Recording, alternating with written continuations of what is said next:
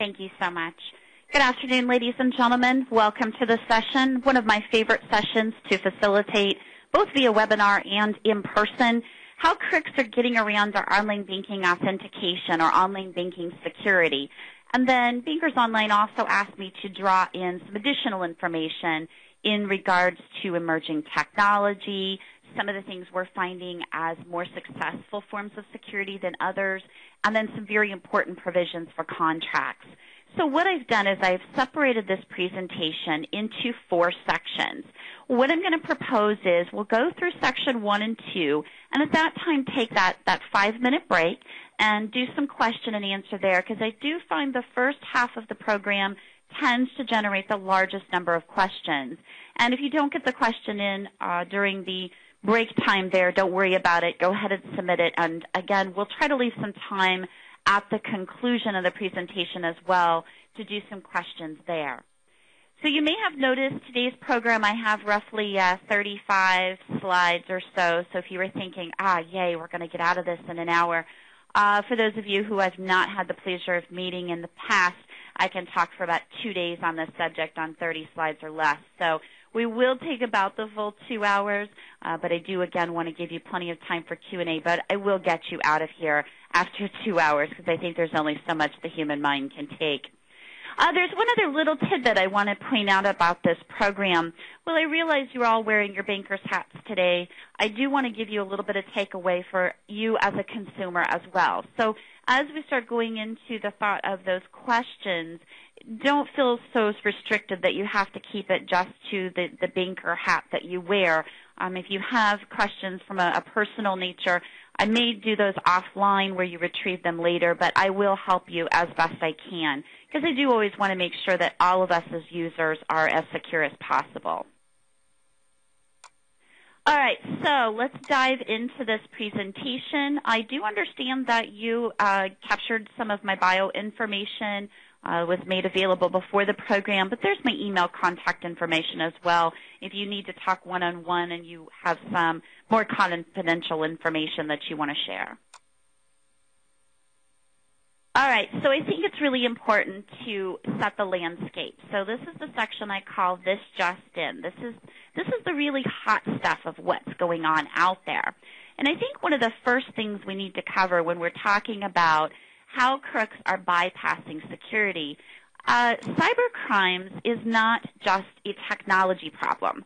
The human element is there as well, and I want to introduce you to a little bit of that. This is a little bit older survey, but I really don't think that the percentages will have changed drastically in the last year-ish. This was conducted by Poneman Institute, and those of you familiar with the Poneman Institute, they try to take a very academic view of whatever topic it is that they are doing surveys or research on. So they don't have that, kind of biased aspect that sometimes you will find in some of the vendor papers. So in 2011, they consulted with a number of consumers across the United States and said, now, be honest, consumer, this is completely anonymous. Would you give up your personal information, including your bank account information, in an email because you were told you won a lottery or a sweepstakes? And actually 55% of the consumers surveyed said, sure, I would give up personal information, including my banking information, if I were told that I won a lottery or some kind of sizable sweepstakes.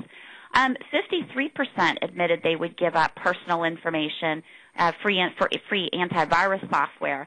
And I just have to throw that last one in there. 48% admitted they give it up for free movie tickets. So I think that when we start thinking about how criminals are bypassing, we need to remember the old social engineering aspect because it is still very much alive. It does happen on a regular basis.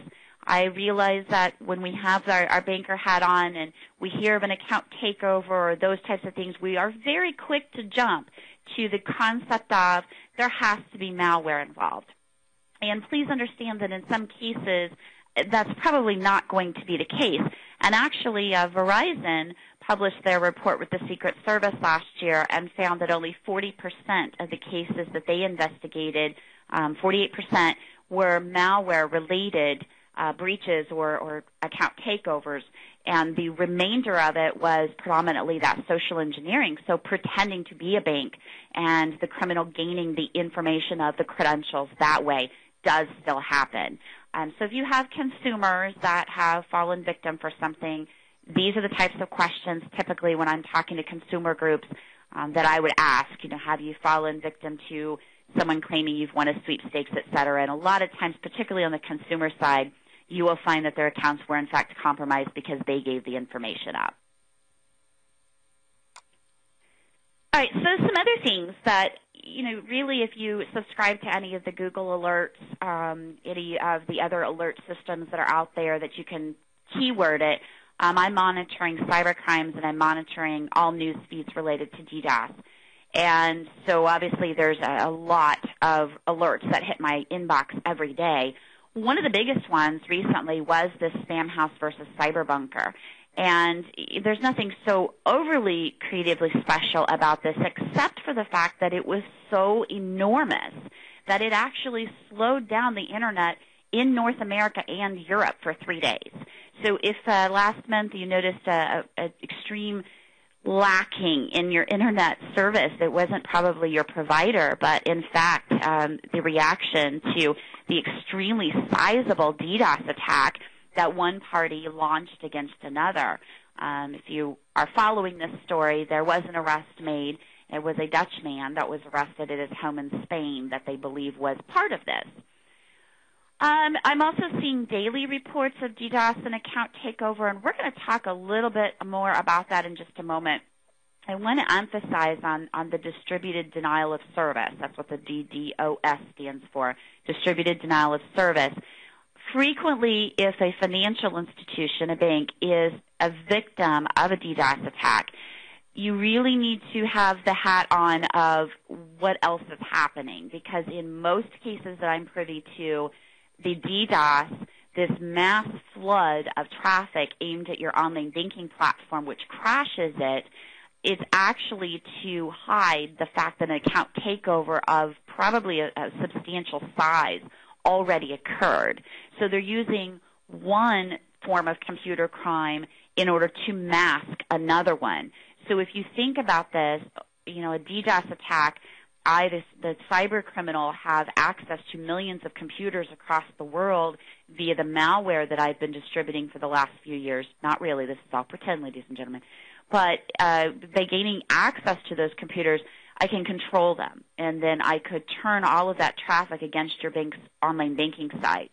And when you think about if your online banking site is used to supporting 100,000 users logging in at any one time, and all of a sudden it's 3 million, what that naturally is going to do to that platform.